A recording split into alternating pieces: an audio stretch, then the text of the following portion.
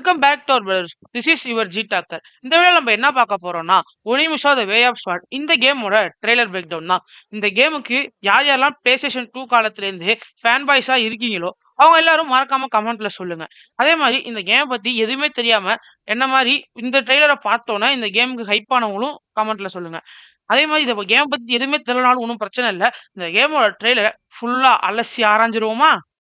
Meow meow meow meow meow meow meow meow meow meow meow meow. அப்படியே open பண்ணோம்னா, இந்த கேமுக்கு இதுவரைக்கும் 2 ட்ரெய்லர் வந்திருக்கு. அது எல்லாத்தையும் சும்மா தல தனியா, குரல் தனியா, ஈரல் தனியான்னு சும்மா பிரிச்சு பிரிச்சு வச்சிருவாங்க.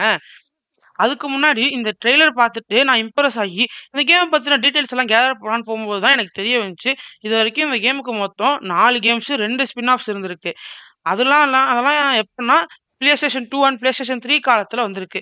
சரி அந்த கேம்ஸ் எல்லாம் எப்படி இருக்குன்னு பார்த்தா, நல்லா இருக்கு நல்லா இருக்கியா நல்லா இருக்கு நல்லா தானே இருக்கியா அட நல்லா இருக்கு நல்லா இருக்கும்போது நம்ம நல்லா போய் அதை இருக்கும்போது போய் எதுக்கு எடுத்து யோசிச்சுக்கிட்டு அப்படி பேசிட வேண்டியதான் என்னவன் உள்ள போறான் வெளியே வரான் ஒரே உள்ள வெளியே இருக்கு அதான் எனக்கும் புரியல. இந்த கேமோட டைம்லைன் சென்கோகு பீரியட்ல செட் ஆகியிருக்கு.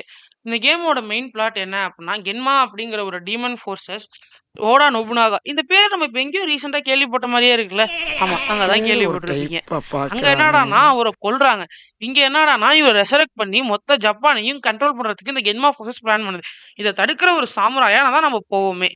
இது வரைக்கும் அந்த எல்லா ஒனிமிஷா கேம்ஸ்லயுமே நல்ல ஸ்டோரி, அதெல்லாம் இல்லாம இந்த ஃபேண்டசிக்கல் எலமெண்ட்ஸ் ஆட் பண்ண விதம், அந்த மேஜிக்கல் எலமெண்ட்ஸ் ஆட் பண்ணது, இதெல்லாமே சூப்பரா பிரசன்ட் பண்ணியிருப்பாங்க. ஆனா இப்படிப்பட்ட ஒரு நல்ல பிரான்சைஸ ஏன் கேப்காம் அப்படியே கண்டுக்காம விட்டுட்டான்னா எனக்கு இன்னும் ஒண்ணும் புரியல. டேய் கேப்காமே, உன்கிட்ட ஒண்ணு கேட்கணும்டா.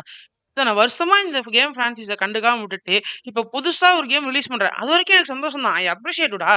ஆனா, அந்த ஒனிமிஷா வார்லாட்ஸ் ரீமாஸ்டர் பண்ணல. அது மாரி மிச்சம் இருக்கிற எல்லா கேம்ஸையுமே ரெசிடென்ட் ஈவில் 2 மாரி நல்லா ரீமேக் பண்ணி குடுத்தீன்னா, நாங்கலாம் ஜாலியா என்ஜாய் பண்ணி விளையாண்டுப்போம்லடா கேப்காமே.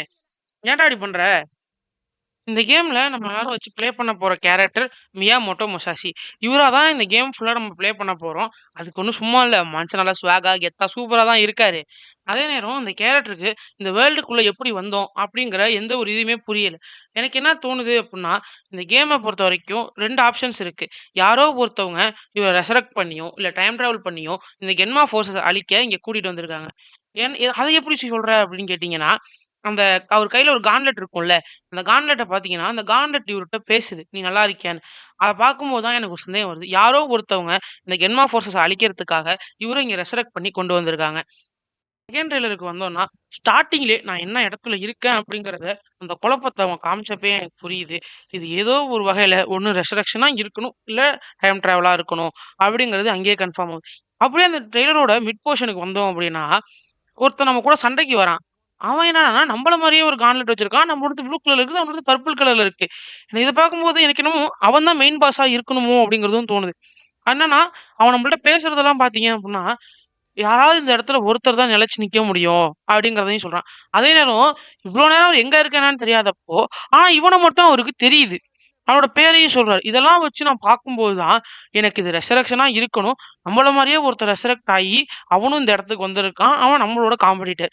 இதெல்லாம் வச்சு பார்க்கும்போது எனக்கு கன்ஃபார்ம் ஆறது, ஒண்ணு டைம் டிராவல், அப்படி இல்லன்னா அந்த ரெசரக்ஷன்.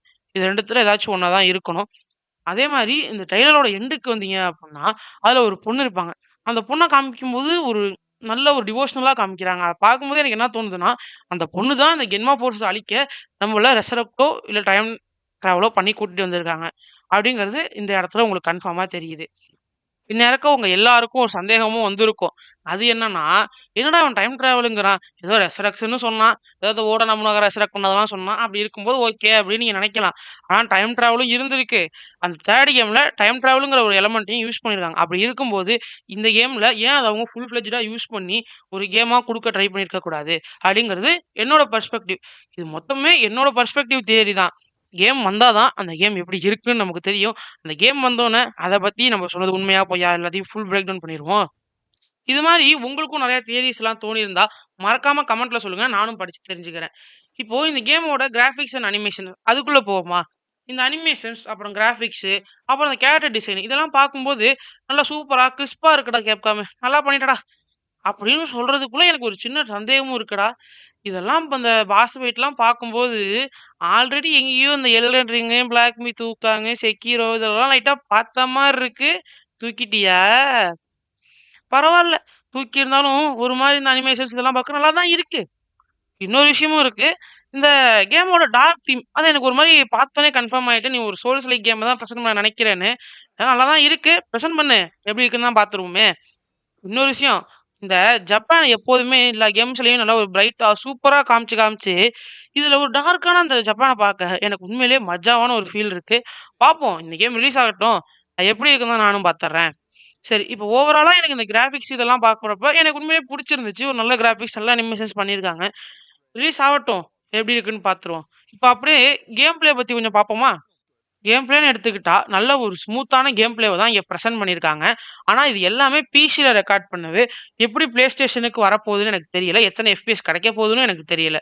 அதே மாரி இந்த கேம் ஃபுல்லாவே உங்களுக்கு மீலி பேஸ்டு காம்பேட் தான் இருக்க போது. நம்ம கையில ஒரு கான்ட்லெட் இருக்கும்ல, அந்த கான்ட்லெட் மூலியமா தான் நம்ம ஒவ்வொருத்தரா கொல்ல கொல்ல, அவங்க கிட்ட இருந்து அந்த ஓனிங்கிற எனர்ஜிய கிளைம் பண்ணி, நம்மளோட பவர்ஸ், அப்புறம் ஸ்கில்ஸ் இது எல்லாத்தையும் அப்கிரேட் பண்ற மாரி குடுக்க போறாங்க. அப்படியே அந்த கான்ட்லெட் நம்மள்ட்ட பேசுறதெல்லாம் பார்க்கும்போது, அதுதான் நம்மள நெறைய இடங்களுக்கு கைட் பண்ண போது அப்படிங்கிறதும் எனக்கு தோணுது. கேம் பிளேல வேற எந்த குறையும் எனக்கு பெருசா தெரியல. ஆனா, எல்லா சாமுராய் கேம்லயும் இருக்கிற மாரி, பொதுவான அந்த ஸ்டாண்ட்ஸ வச்சு இல்லாம, இவங்களுக்குன்னு ஒரு யூனிக்கான ஏதாச்சும் ஒரு ஸ்டைல குடுத்து, இம்ப்ரெஸ் பண்ணா நல்லா இருக்கும்னு எனக்கு தோணுது. இத பத்தி நீங்க என்ன நெனைக்கிறீங்க? அப்படிங்கிறதையும் மறக்காம கமெண்ட்ல சொல்லுங்க. சரி, இப்போ ஓவராலா இந்த கேம் எனக்கு ஏன் இம்ப்ரெஸ் ஆச்சு? அப்படிங்கிறத பத்தி பார்த்துருவோம். நான் இந்த கேம் ட்ரெய்லர பார்க்கும்போது, ஏதோ சோல்ஸ் லைக் கேம் தான் போல, அப்படின்னு நெனச்சுட்டு இருந்தேன். அப்படியே போக போக தலைவன் ஒரு மாரி மாஸா பேசிக்கிட்டு இருந்தானா, ஓகே அப்ப கன்ஃபார்ம் தான் சோல்ஸ்ன்னு நெனச்சுக்கிட்டு இருந்தேன். ஆனா, அப்படியே தலைவன் ஒரு ஃபன் பண்ணுவான் பாருங்க. சத்தியமா சொல்றேன், நான் அப்படியே இந்த கேமுக்கு இம்ப்ரெஸ் ஆயிட்டேன். பரவால்ல. சோல்ஸ்லயே ஒரு டிஃபரெண்ட்டா ஒரு காமெடி கலந்து, ஏதோ ஒரு டிஃபரெண்ட்டா ட்ரை பண்ணியிருக்காங்க. அத நம்ம பாராட்டுவோம். அது எப்படி குடுக்க போறாங்கன்னு எனக்கு தெரியல. பட் எனக்கு அது புடிச்சிருந்துச்சு. இந்த கேம் வந்தோனே கண்டிப்பா எனக்கு ப்ளே பண்ணணுங்கிற ஒரு ஆசையும் குடுத்துச்சு. ஆனா, அப்பதான் எனக்கு ஒரு விஷயமே தோணுச்சு. நம்பள்ட்ட இருக்கிறதே RTX 2050 ஆச்சே. இதுல கேப்காம் ஆப்டிமைஸ் பண்ணி குடுப்பானா? ஐயா கேப்காமு, கொஞ்சம் எங்கள பாவம் பார்த்து குடியா. அப்படியே க்ளோஸ் பண்ணோம்னா நம்ம வீடியோவோட எண்டுக்கு வந்துட்டோம். அடுத்து இன்னொரு வீடியோவில் மீட் பண்ணுவோம். Until then I am signing off from our brothers. Okay, எல்லாரும் கேம் ப்ளே பண்ணி என்ஜாய் பண்ணுங்க. Bye by.